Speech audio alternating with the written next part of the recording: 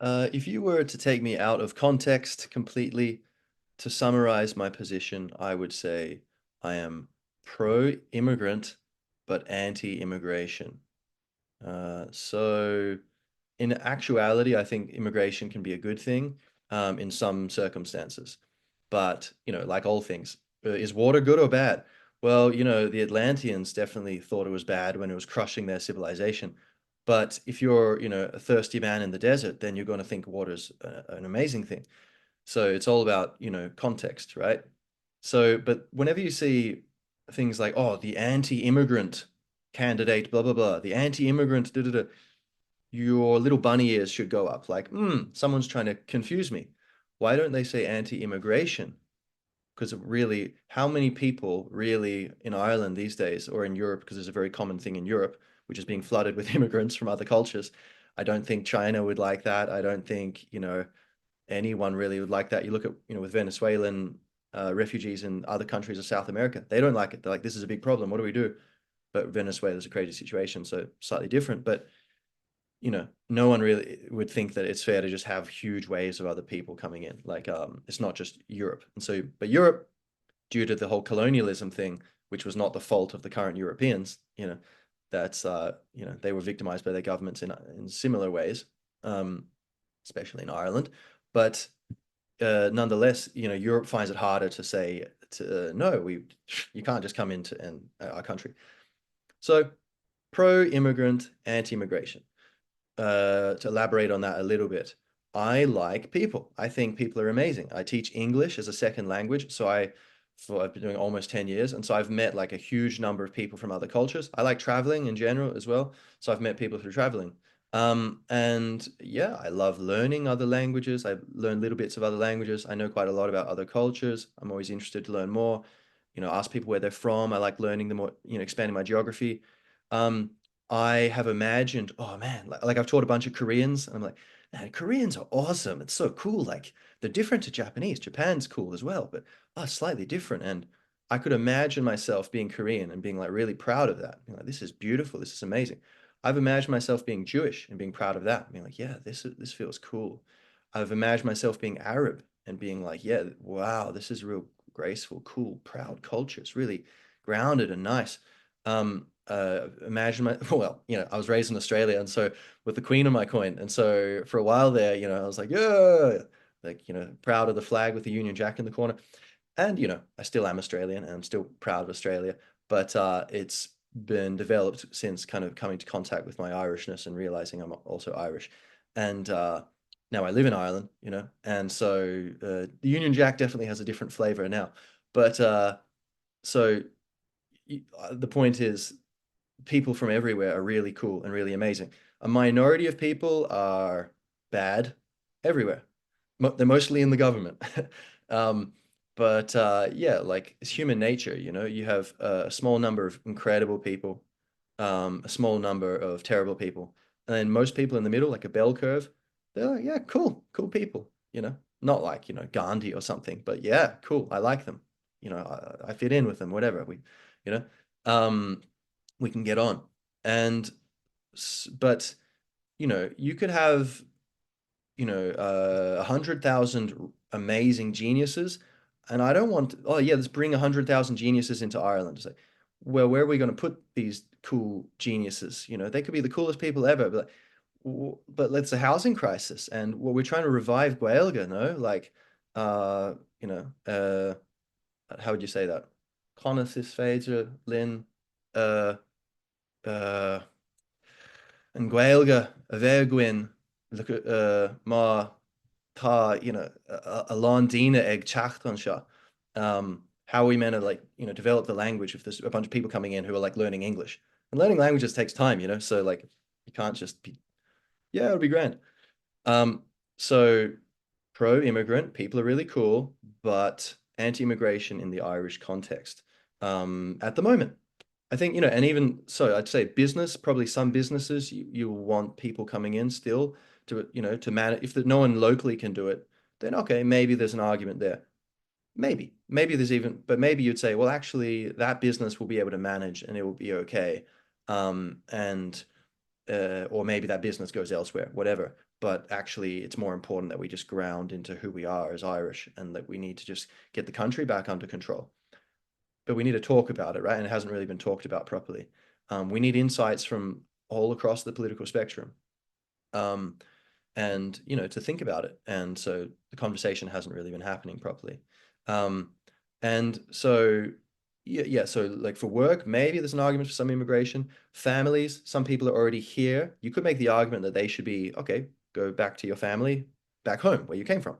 Uh, and or you could say, well, no, maybe in their situation they've been working hard and it makes sense to get the other person to come to Ireland. Okay, maybe that those kinds of things could be thought about. But you could see it from both ways, though, right? Just like the work situation. Um, and you know, what else? Immigration, where yeah, like for example, I have some students who are like, I know they want to immigrate in Ireland, or at least they want to live here for a while. But some who they want to immigrate. And I have a lot of empathy for that. It's like it's really beautiful. Like, yeah, you want to be here. I want to be here too. And I am an immigrant, right? In not exactly the same though, because I'm Irish. Like my family's been here for like God only knows, but probably thousands of years. I seem to be 100% Irish, right?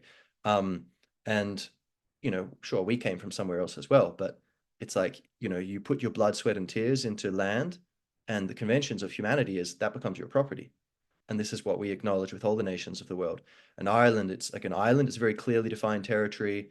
And due to colonialism, it was like controlled, but the local culture never gave up. So if ever there's proof that a culture deserves the right to own some territory, the Irish have it with Ireland. Because like it would been so easy, like 800 years, but okay, fine, we'll just be English. But no, people didn't want to do it. And there's a lot of good things about England and English culture, even the British Empire, I would say. Some of my friends would get me in trouble for that, but I think it's true. Jeff understands. um, but I think uh, we have the right to this land. And reeling back from a few tangents there, let's see. Basically, like yeah, I have a lot of sympathy for people who want to live here, and there's people who I know individually, like I want them here. There's some people like, yeah, no, I know we need to limit immigration because cultural, national security, even, but that's more about illegal immigration. Um, but even legal, because like say if there's some huge catastrophe, like nuclear apocalypse, if we have like a multicultural society, I do not believe it's going to be as easy to survive some apocalypse as if we're just everyone's Irish and it's just one factor you don't have to think about. People have a greater bonding. It's just human nature. Um, that said, these days people are educated enough that a lot of those instincts can be overridden. And there's a lot of people who maybe they've been here for like decades and they fit in with the community. And so the local people would be like, there's the connection there. So they're basically kind of becoming Irish. And maybe they're marrying into Irish families. And so their children are like, Irish. Um, but whatever, the point is, this is just a little detail I'll add there. I don't know. But, cultural, to some extent, national security, definitely economic reasons. So but largely cultural and economic reasons, the local people are fleeing to Australia because they can't live here, and or at least their opportunities over in Australia are much greater, and the standard of living here is plunging compared to their parents, and so it's understandable people want to leave. Um, I did the opposite. I was in Australia. Could if I wanted to make more money, I would have stayed in Australia. But I felt like Ireland, for cultural and kind of spiritual reasons, both for myself and for Ireland. Like I feel like me and Ireland can help each other, and I think everyone can feel that way, and it's a beautiful place to live. So, but so I think yeah, immigration has to be talked about to some extent. I think it could continue, but probably if you're like, boom, Jamie, your Taoiseach, go ahead, land or right. I think I would be like, okay, immediate pause on uh, immediate end to illegal immigration. Never again can you do that. If you're a refugee, we'll have a process for and take all the billions we're putting into the NGOs. Let's just put those billions into a hyper efficient refugee system, and we'll probably have to do that for a few years. And then the people smugglers or whatever would be like, okay, everyone just gets picked up at the border. There's no point. Like let's take them somewhere easier, and then would probably become less expensive like very quickly. But flood the system with money and power so that you have a very efficient immigration system. Everyone's picked up, and while they're processed, elsewhere. It's not like, yeah, you get to live in Ireland while you're being processed. It's like, no, like, because then that's just encouraging people to come here and exploit the system. Hyper efficient asylum system, and then those who are genuine asylum seekers try to settle them in other countries, because you can have, say, if you Douglas Murray in his book The Strange Death of Europe talks about this, how the uh, apparently, as far as I can tell, it's actually true that, and it makes sense, that you can support 10 asylum seekers in, a country like Turkey for the price that you would have them in Ireland, because just the, currency conversion rates and the purchasing power. And often, say, a lot of the Turkey, or like a lot of these countries in that area, say the Middle East, the safer ones, they would be happy. There's a bunch of countries where they're like, yeah, oh, money, good for our country. We need resources. And a few people who are kind of from a nearby country, they're closer to their culture than they are to European culture. That, yeah, okay, sure. They might even be from another fellow Arab country. Um, all right, yeah, sure. We'll have you here. And so it's mutually beneficial. Everyone wins. So, you know, hyper controlled asylum system, and anyone who's like trying to exploit the system, you don't get through. You get nothing. Um, then the legal immigration system, immediate pause on it, on citizenships, and say, like, look, we have to figure this out. Like, we need to get the country under control. People who have come here and have broken the law need to be deported. People who have come here illegally need to be deported. Um, and legal immigration, like, I'm not in favor of having, like, oh, let's bring in 1 million legal immigrants from elsewhere. It's like, why? What's the point? So we can totally lose Irish culture and turn Ireland into somewhere that looks exactly like the rest of the planet? What's the point of that? And how is it racist to complain about that? It's like, I thought you liked diversity. I'm trying to, I don't get it. And yeah, so cultural diversity, there's some parts of the world, but like, say, America, the USA, that culture is all about mixing and melting pot. It hasn't been WASP, Protestant, Anglo-Saxon culture for a long time. And it's just their thing is whole, like, yeah, freedom, limited government, let everyone rise up and, competition, celebrate success. And it is quite a multicultural society. So there'd be a lot more room there, leeway for immigrants. Ireland, little island full of, homogeneous, people who are all like, oh yeah, what? Oh, you've lived near my area. Oh yeah, what's your surname? Because maybe we're related, or maybe we know someone who's related. That's like, you want to throw that away just so, for like when they could be going off to some other country. Not to mention fixing the countries where they're fleeing from, where often, you know, uh, that's the elephant in the room. Like, why are these migrants coming here? The ones who are genuinely fleeing, even legal immigrants, a lot of them are fleeing because their countries aren't in the best shape. There's a lot of corruption we can deal with. So if we can, that would be part of it. Advocate for dealing with corruption at the source. But yeah, I would be not at all shy about saying, yeah, if, in a nutshell, anti-immigration for the time being in Ireland. Maybe in the future, I'd be pro-immigration. Immigration of the Irish diaspora, I would say much more open to it, because it's culturally and historically, harmonious. Like, we are all Irish, and you can trace back your people and the story, and just the way the beliefs and behavior. Humans are all the same genetically, basically, but culturally we're very different. There's different beliefs about what is right and what's true. Sorry, let's say right in the two senses. What's real and what's, not real, and what is good and what is bad, right? True and false and good and bad. We could put them, both of them, there's a double meaning. You can see the English teacher coming out, yeah? Right and wrong, yeah? There's a double meaning of it. Prescriptive and descriptive. And so culture, it's about, right and wrong in these double sense. That's your beliefs, and then your behavior flows out from that. And so how should we treat women? How should we treat homosexuals? How should we treat the relationship between an individual and a group or the government? How should we treat corruption? Is it just normal, or is it not acceptable at all? How loud should you talk on the train? Uh, you know, how do you deal with conflict? When should you say please and thank you? Is it weird to thank the waiter, or is it weird to not thank the waiter? There's different ways of seeing things, and the cultures have, it's beautiful. But if you have too much mixed in together, it can cause problems. Not to mention, you know, like the beauty of Irish traditions, the music, the dance, the language, the connection to the landscape and the history, etc., being worth preserving, right? So I'm not at all shy to say, yeah, like immigration can be good in times and places, but right now in Ireland, bad. We some of it would be good, but in general, you know, we want to the good immigration will be good when we bring it down to a lower level. Then I'd be, yeah, pro, and for now, pause. But probably after a while, yeah, okay, raise it up a bit, you know, probably, I would imagine. Um, so anti-immigration, pro-immigrant. I love people. What's wrong with that?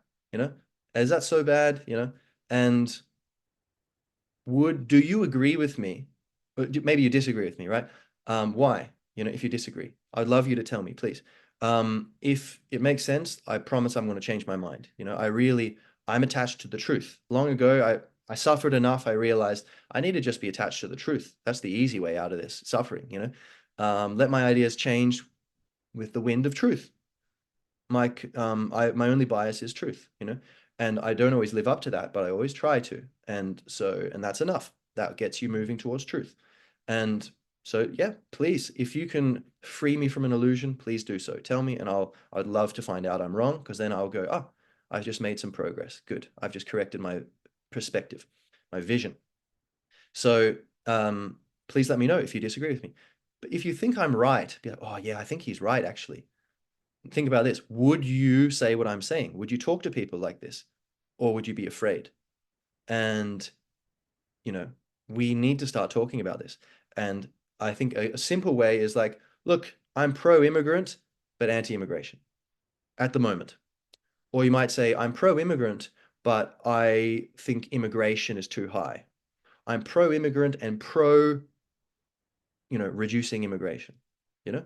And because yeah, I think you can look everyone in the eye. You can meet whoever it is, someone from Lesotho, someone from Argentina, someone from Malaysia, or whatever. You can Germany. Well, it's pretty similar, but you know, people from Turkey, wherever, you know, China, and I have students from all these places, and I can look them in the eye with like complete peace and faithfulness, because I am pro you as a person, but I am also pro Ireland and Irish culture, and I'm pro the culture of every country, and I don't want any country being flooded with people from elsewhere, because it's not healthy for that local culture. Unless they want it to happen, okay, cool. I've never seen that happen in history, but if they want it, then yeah, that's fair. But I don't think any country in the world wants that. And so, you know, two wrongs don't make a right. You can't like, oh yeah, Europeans flooded other countries and took over the culture. Now Europe deserves it.